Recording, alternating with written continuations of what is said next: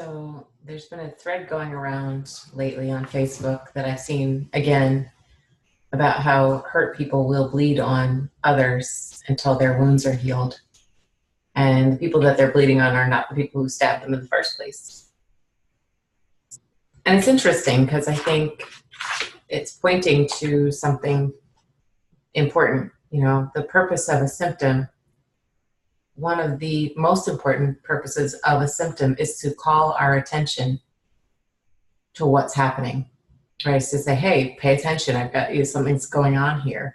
When I've got a pain or I've got some frustration or whatever, it's a reminder for me to slow down and pay attention and do something different, actually, in most cases. Because we wouldn't call it a symptom if we were enjoying it. And, you know, one of the pieces that comes with that is when we have a societal symptom, right? We've got lots and lots of people having, we could call it PTSD. We'll just do that for simplicity's sake, where something old is showing up again and again and again in the presence of something happening. But I think that one of the dangers of this is that we can go really too quickly to fixing the wound itself, which is important in an emergency, except for that what's happening right now is not the emergency.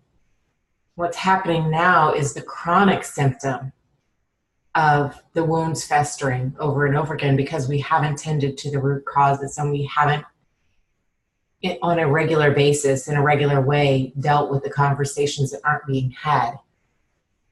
And the real danger of not doing that is that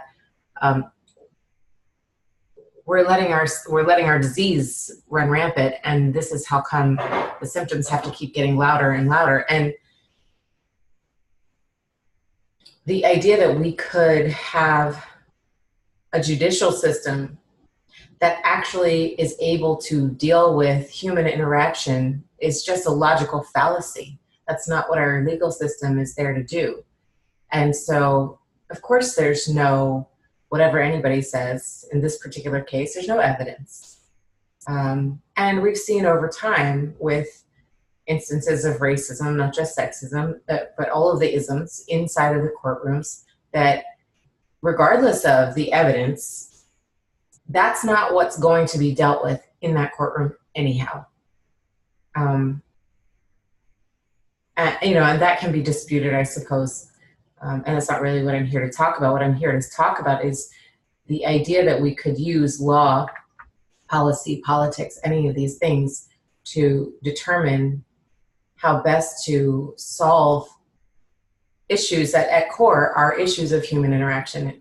And, you know, for this particular week, people have been up in arms. And I have to say, I'm concerned about the fact that people have been up in arms and not paying attention to the intersectionality, the surprise, the utter shock and surprise and upset that I'm seeing coming from lots of women, but predominantly white women,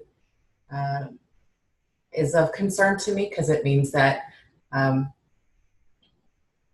they probably haven't been paying attention, or somehow we're exempt enough to be in surprise right now, to feel this shocked and rocked by things that have actually been going on for centuries here in the US. And in terms of how do we treat each other as human beings? How do we respond and or react when we're under pressure, right? How do we actually have a conversation that for somebody might feel like a confrontation, but is actually an attempt to root out some healing that otherwise goes festered and unnoticed until it explodes? And, you know, we've been seeing this. We've had protests of various kinds that, you know, essentially people are getting upset about the protest itself, but the protest itself is a symptom.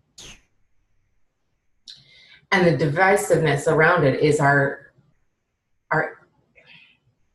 I'm going to call it a knee-jerk reaction to feeling called out or feeling defensive, which is a part of, I think, the core issue here. It's, can we each say to each other, I'm in pain, without the other person deciding to go on the defensive? And for each of us, that's a choice every time we have an interaction with one another. And so I'm here to ask for myself to be more attentive to choosing not to be defensive when somebody says, I have some upset or pain about something you've done. And that I don't also then say, not just apologize for what they've done, but then I actually look at what I've done and what my role is in that. And so I'm asking that each of us kind of play that part. And I don't think, right, I've been around long enough to know, I don't expect that certain people who are so far on one side or of something that they can't even understand each other's humanity are actually going to hear this and do anything different. But I'm actually asking for those of us who have survived something that we might call trauma, for lack of a better term, or assault or whatever it is.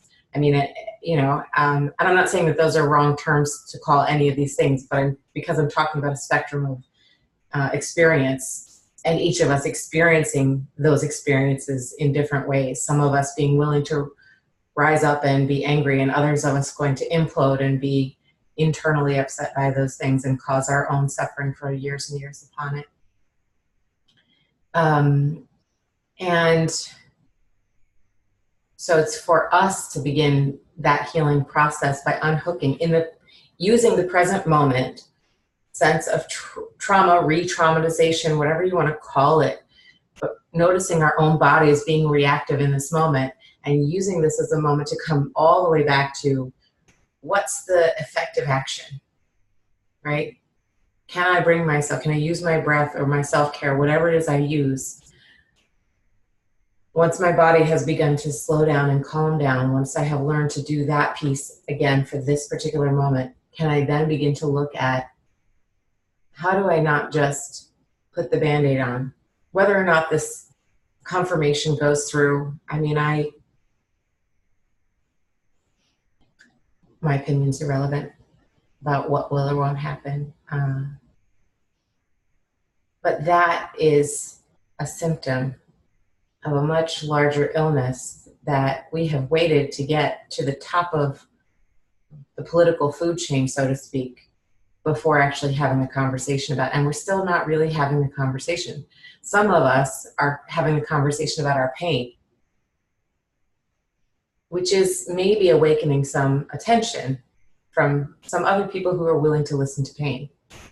And the question that I have is, what's the flip side of that is, can we even listen to each other's pain without piling on, without getting upset ourselves? How do we actually be present to one another's suffering and allow that to happen so that we can start to change how we are together as humans, so that our interactions change over time to be not the kind of volatility and disrespect and suffering that we see as a result of however many years of deciding that it's dangerous to actually hear each other, and it's dangerous to actually feel the feelings in the moment instead of pushing them down. So this is my invitation. I was aware last week also of wishing I had everyone that I saw suffering in my courses a couple of months ago, practicing the skill of noticing the first reactive tension and bringing it back down again, and noticing how each of us do that so we can hone that skill, so that when something really that feels traumatic happens again, we can actually catch it earlier, unhook it, and use that energy for something effective. Because otherwise we're just back in the hands of whoever hurt us. And I'm unwilling to continue to watch your suffering at the hands of somebody who you maybe even haven't seen in 12 years, but that you're still suffering at the hands of every time somebody else shows up with that pain. And that's not empathy. I'm not talking about not having empathy. I'm talking about reclaiming your power so you can stay present to the woman in front of you who is having her pain without piling in. Stay present, get clear, and then know how to support her. It's like jumping in the pool creates drowning for both of you, right? Being able to actually be there and be present. Resonate, Don't get in the pool, so that you can actually take that energy through, all the way through, into some effective action. So, and whatever that is for you, right? For some people, it's going to be protests. So for some people, it's going to be certain kinds of protests. For some people, it's going to be something else. The resolution is not actually in the upset at all. And it's not even in the momentum generated, because the anger is not required to generate momentum. So I'm not here to say, let's all be peaceful and not do anything and be cool and chill. That's not my point. Anybody who's ever seen me here or anywhere else for any length of time knows that that's not what I'm on about. I'm really about reclaiming 60% of our wasted power from these emotional places and reclaiming them for the sake of changing this shit for the next generation. So on that note, I'm out. I will see you next time.